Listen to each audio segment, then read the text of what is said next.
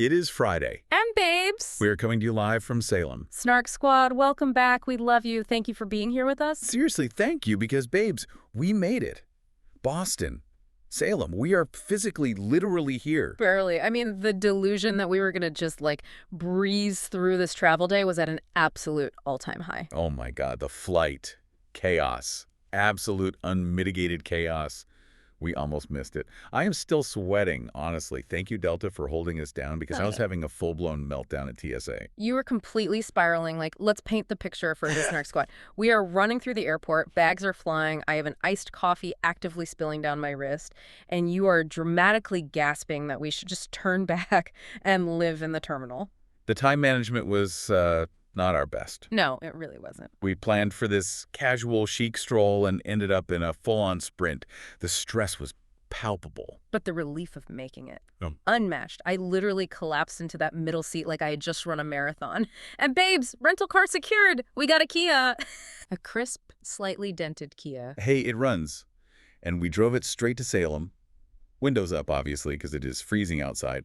But the vibes inside that Kia, immaculate. We had the 2000s hits blasting. Oh, absolutely. I'm talking Nelly Furtado, early Rihanna. It felt like a movie. We had to make it lived in, you know. Oh, we were definitely the main characters of the Massachusetts highway system, without a doubt. Exactly, because, babes, we got brunch immediately, and when we tell you it just hits different on vacation, the delusion of vacation calories not counting is fully activated right now. The French toast was practically a religious experience. The eggs, the bacon. Babes, everything tasted better. Yeah. Because we did not make it. Someone else cooked it, someone else brought it to the table, and yes, we had mimosas. Several mimosas, to be clear. And yes, we decided to keep that energy going. I am actively sipping a mimosa right now while we record this. We are fully leaning into the vacation delusion. Because after this, we are going on a haunted house tour. Babes, we are so pumped. I am fully ready to be possessed by a 17th century ghost who just wants to gossip. But before that, we wanted to add a little spookiness to your day. A little witchy money spell for the Snark Squad. Yes. Okay, everyone, listen up. Light a candle. Set your intention. Now whisper, money flows, abundance grows. From messy vibes, success now shows. If you win the lottery after this, you are welcome, babes. We absolutely accept tips in the form of designer bags and more iced coffees. We seriously do. Also, babes, it is 40 degrees here, and we were not prepared. The outfits we packed. It is giving spring break in Miami when we clearly needed an Arctic expedition. Yeah, the aesthetic is currently shivering, but trying to look chic in 3 layers of thin cotton. The chill is cutting right to the bone. But the scenery, stunning. So moody. Very main character. The cobblestone streets, the old houses, the overall energy of the place. It feels heavy, but in a really fun, witchy way. It is the perfect backdrop for what we are getting into today. Mm-hmm. Because, babes, we are cozy, kipsy, and slightly haunted. Yeah. Let us get into the show. Yes, let's do it. We watched the latest episodes of Hacks, and we are absolutely spiraling. It is giving us literally everything we live for on the Stark side. Power struggles, delusional egos, relationships completely unraveling, and just absolute unhinged mess. It is the ultimate psychological reality show disguised as a scripted comedy. We are looking at comedic genius versus absolute chaos today. Who is actually delivering and who is trying way too hard? And let's start right at the top of the delusion mountain. Deborah Vance genuinely believing she just waltzed into Madison Square Garden and demand a residence. Yeah, that's the scene for the squad, because my jaw was literally on the floor. Deborah is riding the high of her late-night fallout. She thinks she is completely untouchable. She has this incredibly ambitious, bordering on sociopathic plan to book MSG for a massive comeback show. Right. The goal is to, take down network censorship and stick it to the man. So she and her team literally strut through the streets of New York, blasting New York groove, yelling at taxis. They march into the MSG offices with a giant fruit basket. And we cannot forget this detail. Literally 2 shares of Berkshire Hathaway Class A stock, which, by the way, is currently trading at roughly $750,000 a share. So she walks in with a casual $1.5 million bribe wrapped in cellophane and fruit. The absolute audacity. I can't. But she runs straight into a brick wall, Amanda Weinberg, the MSG booker, and Amanda delivers a reality check that is so brutal, so ice cold, I had to pause the TV and take a sip of my drink. Yeah, it was amazing. Amanda tells her, point blank, she is not right for the garden. She suggests smaller venues, Radio City Music Hall, Webster Hall. Which her assistant Kayla reacts to with absolute disgust, like Webster Hall is a toxic waste dump or something. I was screaming. But here is what I want your analytical take on, because Amanda's reasoning is totally fascinating. Deborah tries to throw money at the problem. She offers to front the entire cost of the show herself. But Amanda does not care about the money. Right, because Madison Square Garden isn't just a building with seats, it's a coronation. Amanda explicitly says that to play the garden, you have to be the white-hot center of the cultural conversation. It is about cultural capital, not liquid cash. Exactly. Deborah is viewing herself as this timeless, unshakable institution. She thinks her legacy just automatically buys her relevance. But gatekeepers like Amanda view her entirely differently. It's like, think of Deborah as a massive legacy tech company, like IBM or something. They have tons of money. They have a deep history. They're incredibly profitable within their specific older demographic. But they're not Apple. They aren't the cultural zeitgeist. Yeah, that's a great way to put it. And Madison Square Garden only books the new operating system. Deborah's software is completely incompatible with the current cultural hardware. That is the perfect analogy. And the ultimate slap in the face is when Ava points out that there was literally a true crime podcast playing the garden that very night. Some random guys talking about murder are more culturally relevant than Deborah Vance. It is Deborah's ultimate nightmare.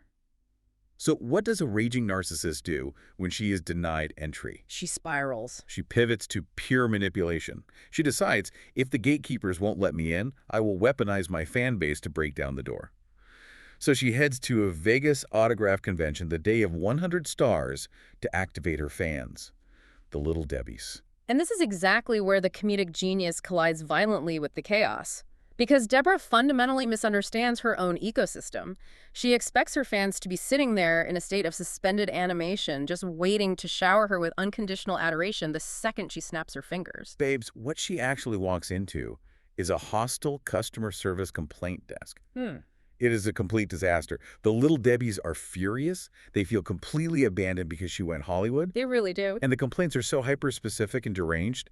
They are yelling at her because she hasn't sent out her newsletter, Deborah's Do's and Don'ts, in 2 years. They are livid about the lack of Dubocus. Remind everyone what a Duboku is. Her branded Sudoku books. Because regular Sudoku is apparently too hard for them. They are genuinely lost without her telling them what car insurance to buy and how to live their daily lives. And the rumors. There is a legitimate rumor spreading through the convention line that Deborah is actually a lizard. Yes. Her assistant Damien literally has to pull out a taser just to keep order in the line. The ultimate betrayal is Ezekiel, the president of the Southwest branch of the Deborah Vance fan club. He dramatically resigns to her face and announces he is defecting to Kathy Griffin. I was cackling. It was so petty. But wait, I have to push back on Deborah here, and I want your take on this. Is this fan dynamic inherently toxic? Are the Little Debbies just deranged, or is Deborah actually a monster for ignoring the symbiotic loop that built her empire in the first place? Okay, if we look at the mechanics of parasocial relationships, it's actually incredibly logical, even if it looks unhinged from the outside. Yeah. The human brain is not evolved to understand screens. When a fan watches someone on a QVC screen or a late-night show every single day, their brain physically processes that person as a member of their actual social tribe. They form real emotional attachments. It is a neurological shortcut. Wow. Yeah. So to the fan, the relationship feels completely reciprocal and deeply personal. They invest time, they invest money, and most importantly, emotional energy. So they feel ownership. Absolute ownership, especially when the celebrity operates in a niche. When Deborah was just doing Vegas and QVC, the fans felt like they were actively sustaining her. They were in an exclusive club. Yeah, that makes sense. But the moment she tries to go mainstream and appeals to the masses, the moment she wants MSG, the original fans feel cast aside. They feel used. Deborah's toxic trait is treating her fandom like a marketing faucet. She can just turn on and off whenever she needs a boost. She completely forgot the faucet is connected to actual feeling human beings. And the reality of those human beings comes crashing down on her in the most horrific, cringy way possible. A fan approaches the table, trembling with earnestness, and presents Deborah with a portrait. Oh no, the portrait. Babes, it is a terrifying, hideous piece of art made entirely out of dried seeds and macaroni. The eyes on that seed portrait, I am going to see them in my nightmares tonight in this haunted hotel, I swear to you. Truly chilling. But The fan explains she made it with her mother, who recently passed away. The mother loved Deborah, and the daughter is just so grateful to finally hand this over to her. Yeah. And Deborah, who usually deflects absolutely everything with razor-sharp sarcasm, is completely paralyzed. Her sociopathic shell just cracks. She is overwhelmed by genuine nauseating guilt. She literally has to run outside just to breathe. Which leads to the smoke walk with the blue alien. She steps out into the Vegas heat and meets an actor completely covered in blue face paint, prosthetic antenna, smoking a cigarette. It is such a surreal, beautiful scene. Deborah shows this alien the hideous macaroni portrait and just confesses. She admits she's a fraud, she forsook her fans, and she only came to the convention to manipulate them for a venue booking. And the blue alien breaks down the absolute baseline contract of fame. She tells Deborah, they support us, we show up for them. That is the entire transaction. The fans don't need Deborah to be perfect. They just need to feel needed. They want their devotion to actually matter. It is wild that it takes a woman in a rubber alien suit to teach Deborah Vance basic human empathy. But it works. Deborah marches back inside, stands up in front of the angry mob of little Debbies, and actually drops her ego for once. She does. She tells them the humiliating truth. She admits Madison Square Garden rejected her. She admits she needs them. And the psychology flips instantly. The moment she displays actual vulnerability, the parasocial anger evaporates and is immediately replaced by this fierce, protective, almost maternal loyalty. Babes, they're ready to go to war. One fan screams, the Knicks can play MSG, but not you. Misogynistic bullshit. I was dying. This is good. Deborah seals the deal by promising them $20 tickets and bringing back the tacky 1997 fuchsia Christmas theme. Yeah. She gives them what they want, which is their exclusive ownership of her. And thus, the glitter campaign is launched. It is an absolute masterclass in chaotic mobilization. They terrorize Amanda Weinberg's office. It is psychological warfare by craft supplies. Mountains of glitter, endless letters, Deb for MSG, written in lipstick on bathroom mirrors. They harass this woman until she completely breaks and gives Deborah the garden. With the absolute shadiest caveat of all time, she gives her the date of September 11th. Which is a PR disaster waiting to happen, but a victory nonetheless. And honestly, we love a chaotic win. It perfectly encapsulates our first segment, comedic genius versus chaos. Deborah gets what she wants, but the mess it leaves in her wake is spectacular. Oh, and Jimmy pitching a Xena rewatch podcast to Renee O'Connor at the same convention. Brilliant side hustle. Right. Getting a new client out of that mess was iconic. But while Deborah is repairing her relationship with millions of strangers, we have to talk about our second segment, power dynamics. Who holds the control and who is quietly losing it? Oh, the audience of one. Ava. Babes, the tension between Deborah and Ava in this episode was making my skin physically crawl. We have to rewind to the Singapore trip to really understand this. During a drunken, vicious rant, Deborah completely dressed Ava down.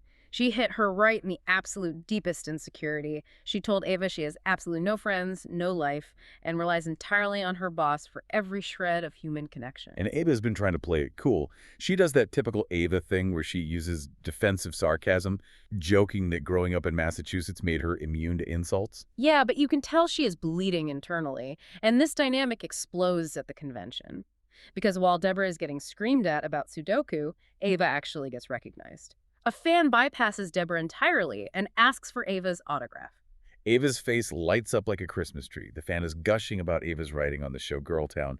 Ava feels seen. She feels like an independent entity, not just the puppet master behind Deborah Vance. She starts completely opening up. The fan asks about her dreams, asks if she is going to leave Deborah to run her own show. Ava is just soaking in the validation.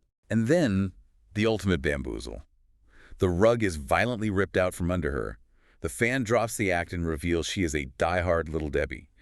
She was only buttering Ava up to convince her to quit so she could swoop in and take Ava's job. It is a devastating reminder of the Hollywood food chain. To the outside world, Ava has no identity of her own whatsoever. She was merely an extension, an accessory to Deborah's power. I felt physically ill for her, like my stomach dropped. But this is where the episode completely flips the script on us, because Deborah isn't as oblivious as she seems. They get back to Deborah's massive mansion, and Ava walks into a surprise 30th birthday party. And not just a catered Hollywood mixer, a hyper-specific, deeply personal party. The details are what make it so fascinating. Deborah actually paid attention. She got cupcakes from a specific queer bakery. She flew in rolls from Bertucci's. The Bertucci's rolls. Right. She invited Ava's mother, her one friend Kiki, and even tracked down Ava's estranged middle school best friend who dropped her in 8th grade. But the absolute peak of the delusion and genius is the entertainment. Deborah booked Jesse McCartney to perform an acoustic version of Beautiful Soul right in the living room. I was screaming. Because Deborah, prompted by her alien epiphany, actually listened to Ava's mother talking about Ava's middle school journal. Ava had written that her ultimate fantasy was being serenaded by Jesse McCartney. It is an insane flex of wealth and affection. But it leads to the come down. The party ends, the guests leave, and we get the real meat of the episode. Ava and Deborah sitting in the quiet debris of the party. Ava finally confronts the Singapore insult. Yeah. And I love what she says here because she admits she isn't mad about being friendless. She knows she's isolated. What hurt her was that Deborah looked at her dedication, her loyalty, and called it pathetic. Because for Ava, her isolation is a choice. She sacrificed a normal life to build this specific empire with Deborah. When Deborah mocked that, she was mocking the very foundation of their partnership. Right. And this confrontation forces Deborah to do something she almost never does, analyze her own pathology. Yes. Deborah admits something so profound. She explains why she needed the little Debbies for all those decades. She was fundamentally paralyzingly lonely. She didn't want real friends because real friends are messy. Exactly. Real friends hold you accountable.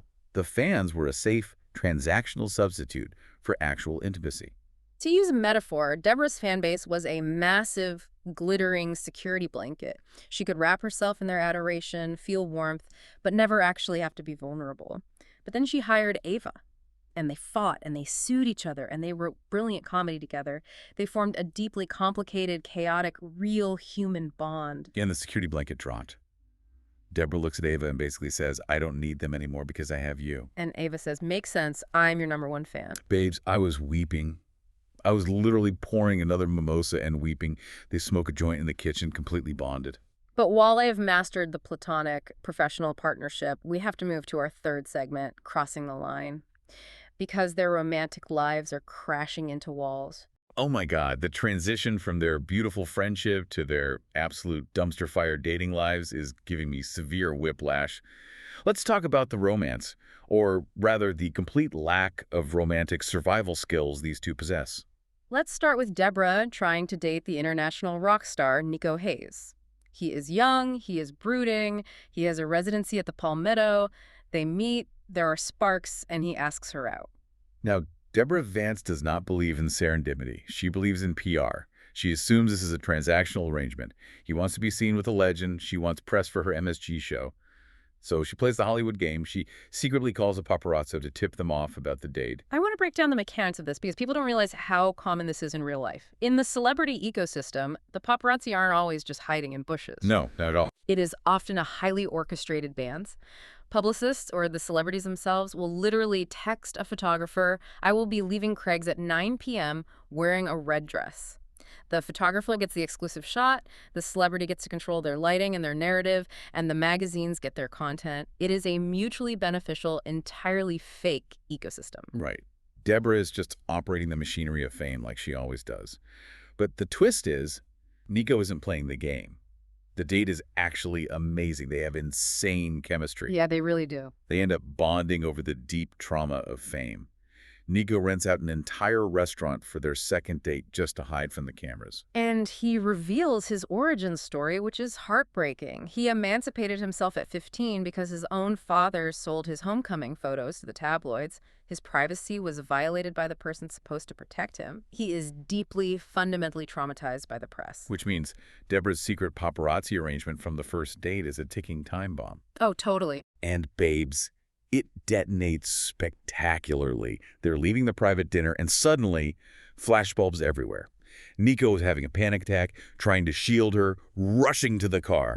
And in the chaos, a photographer yells out, hey, Deborah, you called me for the first date. Why didn't you call me for this one? The absolute worst case scenario, complete exposure. Nico's face. He just shuts down and the betrayal is instant. He doesn't want to hear her spin it. He kicks her out of his car right into the swarm of cameras. And I have to say, I felt bad for her, but she did this to herself. She couldn't relinquish control. She couldn't handle the vulnerability of an unproduced moment. She is so hardwired to leverage every single interaction for her career that she sabotaged a genuine connection. She tried to fake a PR stunt and ended up destroying real intimacy. And then she spirals. sending him 500 blue text messages that just say undelivered because the 20-something rock star blocked her. She literally has to ask Ava, how do I block him back? It is so embarrassing. It really is. But speaking of embarrassing, we have to talk about Ava. Oh, Ava's romantic disaster is a masterclass in performative hypocrisy. Babes, I was pausing the TV. I was laughing so hard. Ava goes on a date with Eli. They meet at a party. They have banter. Then Eli casually drops that he is a sex worker. Now watch Ava's reaction. It is the liberal millennial equivalent of winning the lottery. She is thrilled. She is practically vibrating with how progressive she gets to be. She loudly declares, sex work is work. She is so proud of herself for dating someone marginalized. Yeah. She sleeps with him. She brings him as a +1 to a wedding. She's treating him like a walking political bumper sticker. It is the romantic equivalent of a corporation changing its logo to a rainbow in June. It is entirely performative. She loves the idea of him because it flatters her own self-image as an open-minded, radical thinker. But then the twist. Yeah. The cringe.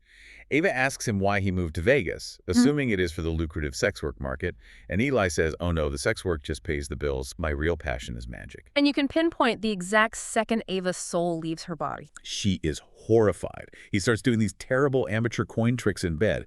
And the physical comedy from Ava, she literally pulls the bed sheets up over her naked body to shield herself from the cringe.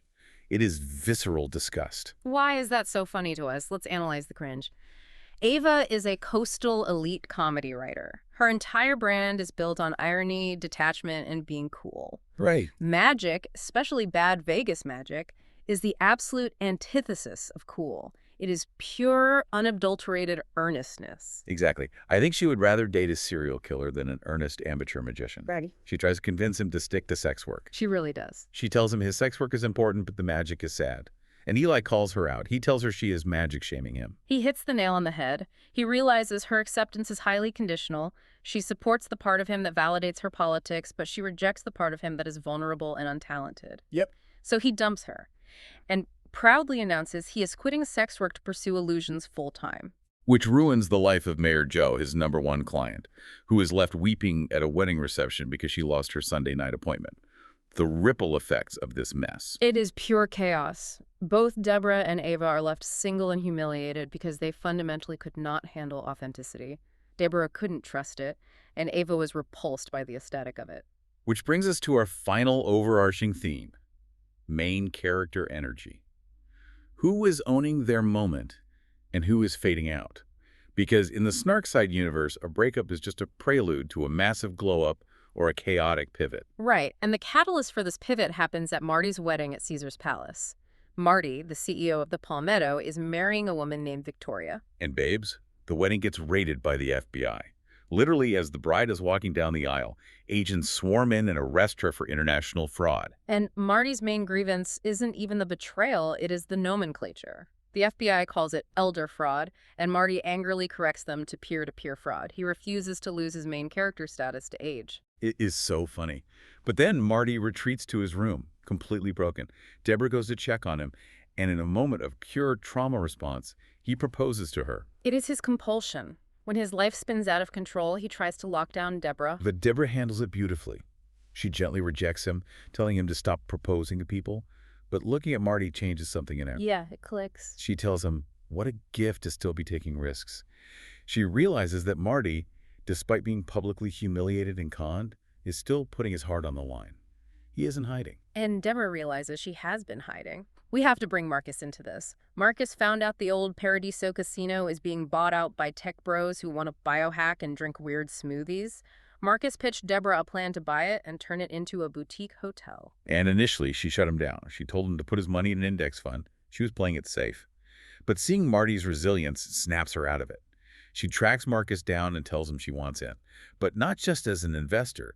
She demands a 50-50 partnership. This is a massive shift in their power dynamic. For years, Marcus was her employee, sacrificing his own life to manage hers. By making him an equal partner, she is finally validating his main character energy. She is risking her capital and her ego to build something new. It is such a triumphant moment. They are walking through the dusty, abandoned Paradiso, planning their empire. And then the universe delivers the final blow. Ava's phone buzzes. She looks at it, the color completely drains from her face, and she says, Nico wrote a song about you. The modern celebrity diss track. Babes, it is brutal. It's called Funny Girl. We see the music video. Nico is brooding, singing funny how you lie so easily. His massive global fan base is tearing Deborah to shreds in the comments. The parasocial army has turned its weapons on her. The history of the celebrity diss track is fascinating. From Justin Timberlake's Cry Me a River to Taylor Swift's entire discography, the person with the pen controls the narrative. Nico is weaponizing his art to frame Deborah as the villain. Most people would go into hiding, PR crisis mode. But Deborah is vibrating with this new risk-taking energy. Ava looks at her and says, "This is incredible material for the garden." If he can monetize his heartbreak, she can weaponize her humiliation. Exactly. Deborah's eyes just light up. She pulls out her phone and screams, "Siri, call Diane Warren." She is going to commission a legendary songwriter to write a counter diss track for Madison Square Garden. So petty. It is the most petty, powerful main character move she could possibly make. And it sets up an incredibly dangerous trajectory for the rest of the season. They have decided that the personal is entirely material. But wait, if everything is material, what happens when she runs out of Nico material? She and Ava just promised to be best friends. But if the pursuit of the laugh demands absolute honesty, how long before Deborah turns that unfiltered lens onto Ava? That is the big question. If you build your empire on exposing your messy life, eventually the people closest to you become collateral damage. Oof, babes, I have chills. Or maybe it is just the 40-degree Salem wind blowing through this uninsulated window. Wrap up your mimosa, because the haunted house tour is waiting for us. Snark Squad, thank you so much for hanging out with us through this absolute spiraling mess of a show. We love breaking down the delusion with you. Remember to share the podcast with a friend, drop a rating, and leave a review. It feeds the algorithm and feeds our egos. Babes, we started this day in Delta travel chaos, sweating at TSA, and we ended up casting money spells and dissecting celebrity diss tracks in Salem as we do. The delusion is real, but the love is genuine. Stay spooky. Stay unfiltered, and we will see you on the Snark side.